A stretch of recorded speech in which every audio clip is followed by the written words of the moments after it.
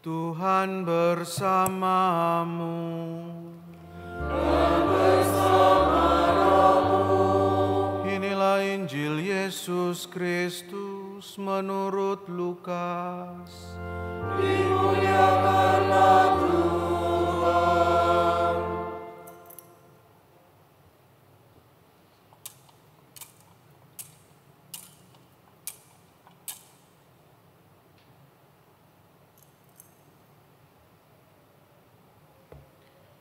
Dalam bulan yang ke-6, Allah mengutus malaikat Gabriel ke sebuah kota di Galilea bernama Nazaret kepada seorang perawan yang bertunangan dengan seorang bernama Yusuf dari keluarga Daud. Nama perawan itu Maria. Ketika datang kepada Maria, malaikat itu berkata, "Salam, hai engkau yang dikaruniai, Tuhan menyertai engkau." Maria terkejut mendengar perkataan itu, lalu bertanya di dalam hatinya, apakah arti salam itu? Kata malaikat itu kepadanya, "Jangan takut, hai Maria, sebab engkau beroleh anugerah di hadapan Allah. Sesungguhnya engkau akan mengandung dan akan melahirkan seorang anak laki-laki, dan hendaklah engkau menamai dia Yesus. Dia akan menjadi besar dan akan disebut Putra Allah yang Maha Tinggi. Tuhan Allah akan mengaruniakan kepadanya tahta Daud, bapa leluhurnya. Ia akan memerintah atas kaum keturunan Yakub sampai selama-lamanya, dan kerajaannya tidak akan berkesudahan." Kata Maria kepada malaikat itu, "Bagaimana caranya, padahal aku belum bersuami?" Jawab malaikat itu kepadanya, "Roh Kudus akan turun atasmu, dan kuasa Allah yang Maha Tinggi akan menaungi engkau. Sebab itu, anak yang akan engkau lahirkan itu akan disebut Kudus, Putra Allah. Sesungguhnya, Elisabet, sanakmu itu, ia pun sedang mengandung seorang anak laki-laki pada hari tuanya, dan inilah bulan yang ke-6 bagi dia yang disebut mandul itu. Sebab bagi Allah tidak ada yang mustahil." Kata Maria, "Sesungguhnya aku ini hamba Tuhan, jadilah padaku menurut perkataanmu itu." Lalu malaikat itu meninggalkan Maria. Demikianlah sabda Tuhan. Terpujilah Kristus.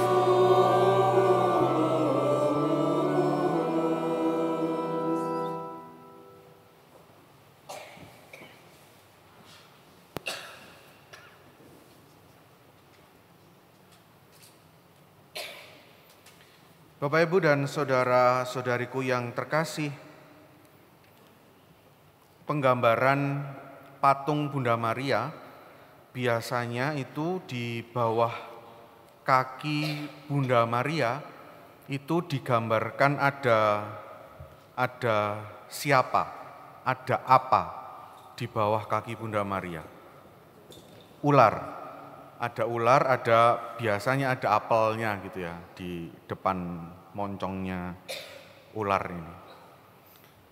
Padahal penggambaran itu adalah penggambaran yang diletakkan pada sosok Hawa.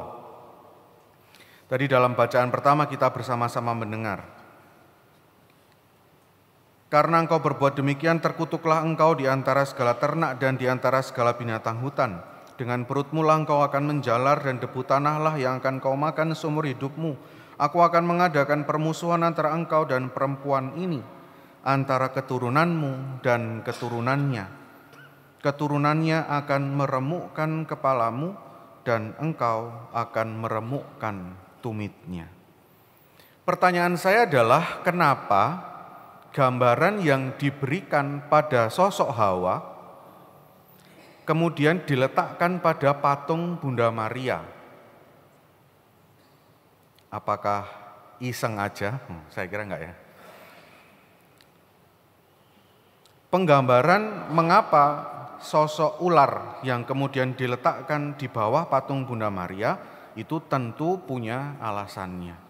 Saya kira para pencetus atau para seniman-seniman zaman itu tidak begitu saja meletakkan sosok ular kemudian di bawah kaki Bunda Maria.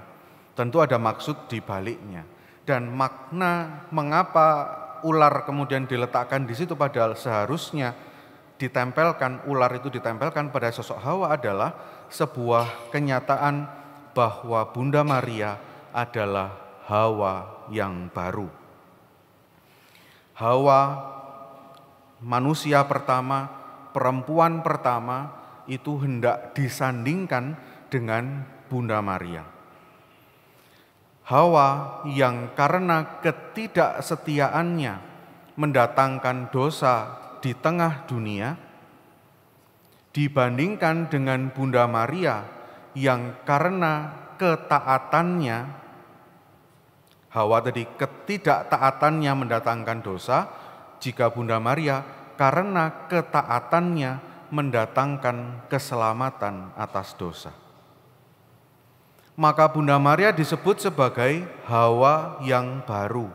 Hawa yang seharusnya jatuh ke dalam dosa, tetapi melalui sosok Maria, dia menghadirkan keselamatan di tengah dunia.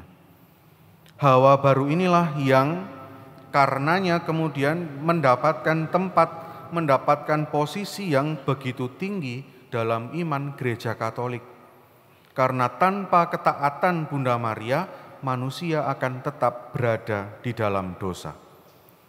Lihat, melalui satu kalimat yang sangat sederhana dalam bacaan Injil tadi kita sudah mendengarkan, sesungguhnya aku ini hamba Tuhan, terjadilah padaku menurut perkataanmu itu.